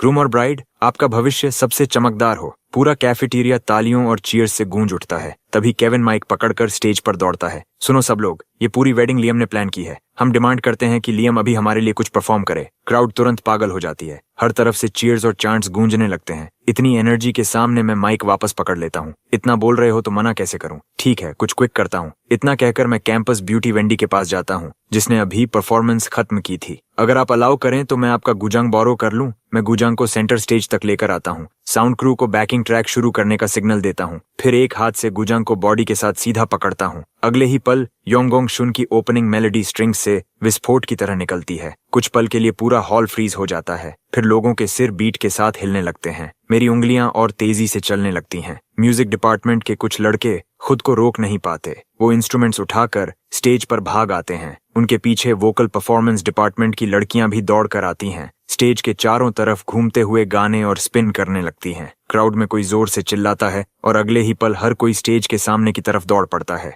सब लोग पूरी तरह वाइल्ड हो चुके थे, हर बीट पर गुजांग की धुन के साथ नाच रहे थे। कैफेटेरिया पूरी तरह डांस फ्लोर बन चुका था, मैं पूरी तरह जोन में था। पहला सॉन्ग खत्म होते ही मैं सीधे रेड सन शुरू कर देता हूँ और पूरा म्यूजिक क्रू मेरे साथ जुड़ जाता है। हॉल की एनर्जी अपने एब्सोल्यूट पीक पर पहुंच जाती है, यहाँ तक कि यूजुअली कंपोज्ड प्रोफेसर्स भी नीचे आकर डांस करने लगते हैं। वेडिंग 2 घंटे से ज्यादा चलती रहती है। आखिर स्टूडेंट्स के जाने के बाद मैं डैनी को कैश की मोटी स्टैक थमा देता हूँ। फूड और वेन्यू कॉस्ट के आफ्टर भी तुम्हारे पास 60,000 युएन से ज्यादा बचे हैं, रख लो। डैनी मना करने की कोशिश करता है, लेकिन मेरी एक नजर उसे चुप करा देती है। उसकी आंखों में आंसू भर आते हैं और वो धीरे से कहता है थैंक यू। तभी कैफेटेरिया मैनेजर भागता हुआ आता है। तुम लोगों में से किसने डीन कार्टर के टैंक वाली फिश ले ली? जेसन सिर खुजलाता है। मुझे लगा नॉर्मल फिश है तो मैंने कुलिनरी स्टूडेंट से फ्राई करवा दी। मैनेजर घबराहट में पैर पटकने लगता है। डीन ने वो फिश आज सुबह ही खरीदी थी, उन्होंने खास तौर पर कहा था उन्हें गार्ड करना, उन्हें आज रात के लिए चाहिए था और अब वो गायब हैं। इतनी रात में वैसी फिश कहीं नहीं मिलेगी। मैं मैनेजर का हाथ पकड़ लेता हूँ इससे पहले कि वो अपने बाल नोचने लगे। रुको, क्या हम उन टाइनी लिटिल फिश की बात कर रहे हैं? वही जो व्हीट ग्रेन जितनी छोटी थी? वो तुरंत सिर हिलाता है। मैं हाथ हिलाता हूँ, मुझ पर छोड़ दो, मैं उन्हें वापस ले आता हूँ। और बस ऐसे ही मैं अपने रूममेट्स को लेकर इलाके के सबसे बड़े फुट स्पा पहुंच जाता हूँ। अंदर जाकर मैं सीधे फ्रंट डेस्क पर रुकता हूँ। क्या आप लोग वो छोटी फिश बेचते हैं जो डेड स्किन ट्रीटमेंट में यूज होती है? प्राइस पर बात हो सकती है? स्पा मैनेजर शोर सुनकर खुद आ जाता है। थोड़ी बातचीत के बाद मैं 200 युएन देकर उन छोटी फिश में से 100 से ज्यादा खरीद लेता हूँ और उन्हें साथ लेकर वापस निकल पड़ता हूँ। फिर मैं उन्हें सीधे कैफेटेरिया मैनेजर के पास पहुंचा देता हूँ। उसी रात जब मैं सोने की तैयारी कर रहा था, अचानक प्रोफेसर ली का कॉल आता है। वो तुरंत क्लिनिक आने को कहते हैं। मैं बैरली अंदर कदम रखता हूँ कि डीन कार्टर मुझे कांपते हाथ से पॉइंट करते हुए दिखते हैं। लियम, अब तुम बोलना शुरू करो। वो फिश आखिर आई कहाँ से थी? मैं सिर खुजलाता हूँ। फुट स्पा से। प्रोफेसर ली का चेहरा सफेद पड़ जाता है। तुम्हारा मतलब वो वाली फिश जो लोगों के पैरों की डेड स्किन खाती है? मैं धीरे से सिर हिलाता हूँ। पूरा कमरा एकदम साइलेंट हो जाता है। फिर बगल वाले बेड पर पड़ा इंसान अचानक उठकर बाथरूम की तरफ भागता है और उल्टी करने लगता है। प्रोफेसर ली मुझे ऐसे घूरते हैं जैसे उनकी सारी उम्मीदें टूट गई हों। वो बाथरूम की तरफ इशारा करते हैं। वो फिश डीन कार्टर की डायरेक्टर यांग के साथ डिनर मीटिंग के लिए तैयार की गई थी। वो लोग आधी खा चुके थे जब स्टमक क्रैम्प्स शुरू हुए और सब यहाँ पहुंच गए। क्लिनिक डॉक्टर कह रहा है कि फिश के माउथ्स में एथलीट्स फुट बैक्टीरिया थे। मैं अपने कंधे से कोड़ लेता हूँ। मुझे कैसे पता होता कि वो लोग फिश खा जाएंगे? मेरे इतना कहते ही डीन कार्टर गुस्से में लगभग बेहोश हो जाते हैं। मीनवाइल लाइव स्ट्रीम चैट पूरी तरह फट चुकी थी। व्यूअर काउंट लगातार बढ़ता जा रहा था। हाँ, इन्होंने foot spa fish deep fry करके डिनर में सर्व कर दी। डायरेक्टर यांग अब जिंदगी भर छोटी फिश को नॉर्मल तरीके से नहीं देख पाएंगे। जैसा एक्सपेक्टेड था, हमें बुरी तरह डांट पड़ती है। डीन कार्टर अभी भी गुस्से में अपनी सेक्रेटरी को वहीं कॉल करते हैं। कल 2 नए कैंपस रूल्स जारी करो। स्कूल ग्राउंड्स पर अब कोई वेडिंग बैंक्वेट्स नहीं होंगे और कैफेटेरिया टैंक की फिश को कोई हाथ नहीं लगाएगा। उस रात मैं बेड पर लेटते ही सिस्टम स्पिन करता हूँ। सिस्टम चाइम करता है। 1 spin used, skill unlocked, combat mastery. अगले ही सेकंड में ऐसे उछलकर बेड से उठता हूँ जैसे गोली छूटी हो। पूरे शरीर में रॉ पावर दौड़ने लगती है। मेरा दिल जोर जोर से धड़क रहा था। अगली सुबह मैं रूममेट्स के साथ हमेशा की तरह ब्रेकफास्ट के लिए कैफेटेरिया जाता हूँ। नोटिस बोर्ड के सामने पहले से क्राउड जमा थी। हम भीड़ चीर कर आगे पहुंचते हैं और सच में नए कैंपस रूल्स लगे हुए मिलते हैं। उसी समय सिस्टम भी चाइम करता है। Spin opportunity earned. ब्रेकफास्ट के बाद मैं रूममेट से अलग होकर मार्कस के साथ प्रोफेसर ली के ऑफिस पहुंचता हूँ। वो मुझे देखते ही चिढ़े हुए बोलते हैं, अब क्या चाहिए? रॉक्स के साथ जितना डैमेज करना था कर लिया ना? मैं दोनों हाथ हिलाता हूँ। रॉक्स आप वापस ले लीजिए, मेरा उनसे काम खत्म, अब एक भी नहीं छूने वाला। प्रोफेसर ली खुद को हंसने से रोक नहीं पाते। ठीक है, तो टॉपिक बदल लो। कैंपस इकोसिस्टम में मेटल डिपॉजिट्स और मॉडर्न आर्टिफैक्ट्स के रेमनेंट्स स्टडी करो। अलग अलग टाइम पीरियड्स के मेटल ऑब्जेक्ट्स ढूंढो। एनालाइज करो कि कोरोजन आसपास के एनवायरनमेंट से कैसे रिलेट करता है। मैं ऑफिस से बाहर निकलता हूँ, माथे पर शिकन के साथ सोचता हुआ कि मटेरियल्स कहाँ से मिलेंगे। पता ही नहीं चलता और मैं कैंपस लेक के किनारे पहुंच जाता हूँ। तभी अचानक दिमाग में आइडिया आता है, ये लेक स्कूल की फाउंडेशन के समय से यहाँ है। इतने सालों में पता नहीं कितनी चीजें लोग इसमें फेंक चुके होंगे, सब नीचे मड में दबी होंगी, अलग अलग स्पीड से सोक और कोरोड होती हुई। रिसर्च के लिए ये परफेक्ट जगह थी। मैं तुरंत मुड़कर फिर प्रोफेसर ली के ऑफिस भागता हूँ। प्रोफेसर, क्या आपको पता है मुझे स्ट्रॉन्ग मैग्नेट कहाँ मिल सकता है? स्कूल रूल्स डिगिंग अलाउ नहीं करते, इसलिए मैं अपने रिसर्च सैंपल्स पानी से फिश आउट करूंगा। प्रोफेसर ली की आंखें चमक उठती हैं। किड, तुम्हारा दिमाग कभी कभी सच में काम करता है। मैं फिजिक्स लैब से एक लेकर आता हूँ। थोड़ी देर बाद वो मैग्नेट मेरे हाथ में रखते हैं। सेफ रहना, हर समय बैंक पर ही रहना, पानी में मत उतरना, और जो भी बाहर निकालो उसे प्रॉपरली लॉक करना। मैं मैग्नेट पकड़कर ग्रिन करते हुए वहां से निकल जाता हूँ। रिलैक्स प्रोफेसर, सब कंट्रोल में है। कुछ मिनट बाद मार्कस और मैं कैंपस लेक के बीच वाले हिस्से के पास जगह ढूंढ लेते हैं। मैं मैग्नेटिक फिशिंग हुक पानी में फेंकता हूँ। जैसे ही रोप टाइट होती है, मैं जोर से खींचता हूँ। ऊपर एक पानी से भरा फोन निकलता है। मैं उसे एक नजर देखता हूँ और साइड में फेंक देता हूँ। फिर मैग्नेट दूसरी डायरेक्शन में डालता हूँ। इस बार एक बैटर्ड पुराना लैपटॉप बाहर आता है। उसके पोर्ट्स के चारों तरफ मोटी आयरन वायर कई बार लपेटी हुई थी। मैं ड्रिपिंग लैपटॉप उठाकर देखता हूँ। किसी ने इसे रिस्ट्रेंट्स में बांध रखा था। आखिर इसमें कौन से सीक्रेट्स छिपे हैं? मार्कस तुरंत एक्साइटेड होकर सिर हिलाता है। अफसोस ये फ्राई हो चुका है, नहीं तो प्लग इन करके देखते। मैं उसे भी साइड में फेंक देता हूँ और फिर कास्ट करता हूँ। मैग्नेट दोबारा पानी में जाता है। इस बार खींचते ही मुझे तुरंत हैवी रेजिस्टेंस महसूस होती है, लैपटॉप से कई गुना ज्यादा भारी। मैं मार्कस को हाथ से बुलाता हूँ। वो दौड़कर आता है और रोप पकड़ लेता है। मैं दांत भींच लेता हूँ। क्या नीचे मोटरसाइकिल फंसी है? आखिर ये चीज है क्या? मार्कस की गर्दन की नसें तक उभर आती हैं। लियम, मैं मर रहा हूँ। मेरे हाथ जवाब दे रहे हैं। मैं दोनों पैर रेलिंग पर जमा देता हूँ। एक और जोर, लगभग बाहर आ चुका है। आखिर जब हम दोनों गिरने वाले होते हैं, पानी की सतह फाड़ते हुए एक सेफ बाहर निकलता है। हम पूरी ताकत लगाकर उसे किनारे तक खींच लाते हैं। मार्कस उसके चारों तरफ घूमता है। ये सेफ कभी खुला ही नहीं लगता। अंदर कुछ वैल्यूएबल होगा क्या? मैं डेंट्स की तरफ इशारा करता हूँ। हो सकता है। ये निशान देखो, किसी ने फोर्स से खोलने की कोशिश की थी। जब नहीं खुला तो लेक में फेंक दिया। मैं सेफ हिलाता हूँ। अंदर कुछ जरूर था। इसे बाद में प्राय ओपन करेंगे, फिर डिसाइड करेंगे पुलिस बुलानी है या नहीं। मैं सेफ को साइड में रख देता हूँ और फिर फिशिंग शुरू करता हूँ। लेकिन अगली कई पुल्स में बस अजीब अजीब चीजें निकलती रहती हैं। मेरा पेशेंस खत्म होने लगता है। मैं मैग्नेटिक हुक उठाकर लेक के दूसरे तरफ गहरे कोव में चला जाता हूँ। मैं गहरी सांस लेकर मैग्नेट को लेक के सेंटर की तरफ पूरी ताकत से फेंकता हूँ। रोप ऑलमोस्ट तुरंत टाइट हो जाती है। मैं खींचता हूँ। एक क्रोबार बाहर निकलता है। मेरा दिमाग सीधा सेफ की तरफ जाता है। नहीं, ये कोइंसिडेंस नहीं हो सकता। मैं क्रोबार नीचे रखता हूँ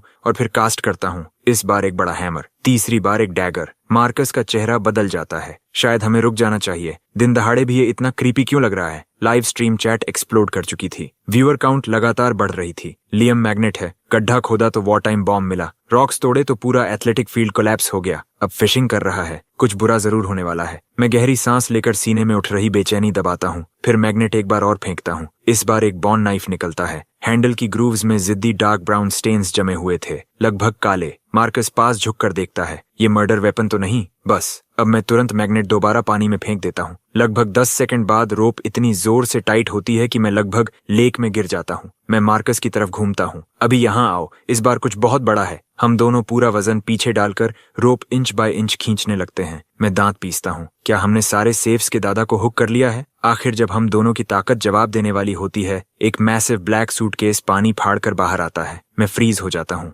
नहीं, प्लीज इसमें बॉडी मत होना। हम दोनों मिलकर सूटकेस को किनारे तक खींच लाते हैं। मैं क्रोबार उठाकर जिपर के गैप में घुसाता हूँ, जो पूरी तरह बंद नहीं था। तभी अंदर से जैगेड टीथ वाला जबड़ा बिजली की तरह बाहर झपटता है और क्रोबार को जोर से काट लेता है। प्योर इंस्टिंक्ट में मेरे हाथ दूसरी तरफ कस जाते हैं। पूरा शरीर रिजिड हो जाता है। वो 3 FT से बड़ा क्रोकोडाइल था। कैंपस लेक में क्रोकोडाइल कैसे हो सकता है? वो अपना जॉ लॉक करके छोड़ने से मना कर देता है। मैं जमीन से हैमर उठाता हूँ और पूरी ताकत से क्रॉक के सिर पर दे मारता हूँ। क्रोकोडाइल झटके से कांपता है। उसकी ग्रिप थोड़ी ढीली पड़ती है। मैं लगातार कई और वार करता हूँ जब तक वो आखिर क्रोबार छोड़कर सूटकेस के पास मोशनलेस नहीं गिर जाता। मैं क्रोबार और हैमर दोनों छोड़ देता हूँ और खुद भी जमीन पर गिर पड़ता हूँ, जोर जोर से सांस लेते हुए। सिस्टम से मिली कॉम्बैट मास्टरी स्किल का शुक्र है, क्योंकि अगर वो टीथ ठीक से मेरे हाथ पर लग जाते तो मेरा हाथ खत्म था। मार्कस आखिर कांपते हुए धीरे धीरे पास आता है। लियम, क्या तुमने अभी उस क्रोकोडाइल को मार दिया? मैं सिर हिलाता हूँ। नहीं, बस बेहोश किया है। खुद को थोड़ा संभालने के बाद मैं कांपते हाथों से फोन निकालकर प्रोफेसर ली को कॉल करता हूँ। कुछ सेकंड बाद उनकी चीयरफुल आवाज सुनाई देती है। लियम, रिसर्च मटेरियल्स मिल गए? मेरा चेहरा उतर जाता है। Research materials? मैं यहाँ लगभग मर ही गया था। मैंने लेक से क्रोकोडाइल निकाला है। उनकी आवाज तुरंत ऊंची हो जाती है। क्या? सीरियसली? सेफ रहना, मैं अभी आ रहा हूँ। वो तुरंत फोन काट देते हैं। कुछ ही देर बाद प्रोफेसर ली हांफते हुए दौड़कर पहुंचते हैं। जैसे ही उनकी नजर जमीन पर पड़े क्रोकोडाइल पर पड़ती है, उनकी आंखें लगभग बाहर निकल आती हैं। कैंपस में क्रोकोडाइल कैसे हो सकता है? वो तुरंत फोन निकालकर डीन कार्टर को कॉल करते हैं। 10 मिनट से भी कम समय में डीन कार्टर पूरे एडमिनिस्ट्रेटर्स ग्रुप के साथ ऐसे भागते हुए पहुंचते हैं जैसे बिल्डिंग में आग लगी हो। क्रोकोडाइल को देखते ही हर किसी का चेहरा सफेद पड़ जाता है। पता लगाओ ये यहाँ आया कैसे? यूनिवर्सिटी कैंपस में क्रोकोडाइल कैसे पहुंचा? मुझे तुरंत फुल इन्वेस्टिगेशन चाहिए। फिर वो पीछे खड़े एडमिनिस्ट्रेटर्स पर बुरी तरह बरस पड़ते हैं। उसके बाद वो इमरजेंसी सर्विसेज को कॉल करते हैं। थोड़ी ही देर में पुलिस कार्स और वाइल्ड लाइफ प्रोटेक्शन व्हीकल वहां पहुंच जाते हैं। एक ऑफिसर सीन देखकर तुरंत रिपोर्ट देता है। थरो चेक के बाद कंफर्म होता है कि क्रोकोडाइल सिर्फ अनकॉन्शियस है और साफ दिख रहा है कि उसे कैप्टिविटी में पाला गया था। वर्कर्स उसे ले जाने ही वाले थे कि तभी मेरी आंखों के सामने सिस्टम अलर्ट चमकता है। Murder case detected. Fresh excrement from this crocodile contains extremely high concentrations of human skin and hair, along with degraded fragments of muscle tissue. This indicates the animal has been systematically and extensively consuming human remains. मेरा सिर झटके से ऊपर उठता है। रुको! Detective रे तुरंत मेरी तरफ मुड़ता है। लियम, कुछ मिला? मैं जल्दी से क्रोकोडाइल के पीछे पड़े एक्सक्रीमेंट के पास जाता हूँ और नीचे बैठ जाता हूँ। एक स्टिक उठाकर उसे केयरफुली सिफ्ट करने लगता हूँ। डिटेक्टिव रे, इसे देखिए। उनका एक्सप्रेशन तुरंत डेडली सीरियस हो जाता है। ये बाल हैं। मैं स्टिक चलाता रहता हूँ और ज्यादा हेयर स्ट्रैंड्स बाहर आने लगते हैं। डिटेक्टिव रे तुरंत खड़े हो जाते हैं। फोरेंसिक्स टीम को बुलाओ। क्रिमिनल इन्वेस्टिगेशन यूनिट को बैकअप के लिए कॉल करो। फोरेंसिक्स आने तक पूरा सीन लॉकडाउन करो। मैं क्रोबार, डैगर और लेक से निकाली बाकी सारी चीजें उन्हें सौंप देता हूँ। कुछ ही मिनटों बाद कई पुलिस कार्स चीखती हुई पहुंचती हैं। उनके पीछे डिटेक्टिव्स, फोरेंसिक स्पेशलिस्ट्स और टेक्नीशियंस की पूरी टीम दौड़ती हुई आती है। डिटेक्टिव रे आगे बढ़कर उन्हें सिचुएशन बताते हैं। वो एक्सक्रीमेंट की तरफ इशारा करते हैं। उसमें से सारे हेयर सैंपल्स एक्सट्रैक्ट करो। प्रिलिमिनरी एनालिसिस चलाओ। लेक से निकले हर टूल की जांच होगी। सब कुछ एग्जामिन करो। फिर वो दूसरी तरफ इशारा करते हैं। लैपटॉप को स्टेशन भेजो रिकवरी के लिए। सेफ यहीं खोलो और लेक में डाइव टीम उतारो और एविडेंस चाहिए। ऑर्डर्स मिलते ही हर कोई काम में लग जाता है। डिटेक्टिव रे मार्कस और मुझे साइड में ले जाकर पूछते हैं कि कौन सी चीज कहाँ मिली और उस समय कंडीशंस कैसी थीं। दूसरी तरफ फोरेंसिक टेक्नीशियंस स्पेशलाइज्ड टूल से सेफ खोलते हैं। अंदर पूरी तरह 100 UN बिल्स से भरा एक बड़ा बैग पड़ा था। रफ काउंट के हिसाब से करीब 200 से 300 हजार UN। सबको लगता है सेफ खाली हो चुका है। तभी मैं आगे बढ़ता हूँ। रुको, कॉर्नर में कुछ फंसा है। मैं हाथ डालकर इनर वॉल के हिडन स्लॉट से एक SD कार्ड निकालता हूँ। डिटेक्टिव रे की आंखें चमक उठती हैं। कार्ड रीडर और लैपटॉप लाओ अभी। टेक्नीशियंस तुरंत काम शुरू करते हैं और SD कार्ड बिना प्रॉब्लम खुल जाता है। उसके अंदर सिर्फ एक फाइल थी, एक वीडियो। वो प्ले दबाते हैं। फुटेज में एक बड़ा एनक्लोजर दिखाई देता है। क्रोकोडाइल झपटकर ऊपर आता है और मीट का एक बड़ा टुकड़ा पकड़ लेता है। फ्रेम के ऊपर एक रबर ग्लव्ड हैंड पल भर के लिए दिखाई देता है। क्लिप मुश्किल से 10 सेकंड्स लंबी थी, लेकिन वहां मौजूद हर इंसान का चेहरा अनईजी हो जाता है। उस मीट की टेक्सचर वो नॉर्मल एनिमल मीट जैसी बिल्कुल नहीं थी। एक्सक्रीमेंट में मिले हेयर के साथ अब जवाब सबके सामने साफ खड़ा था।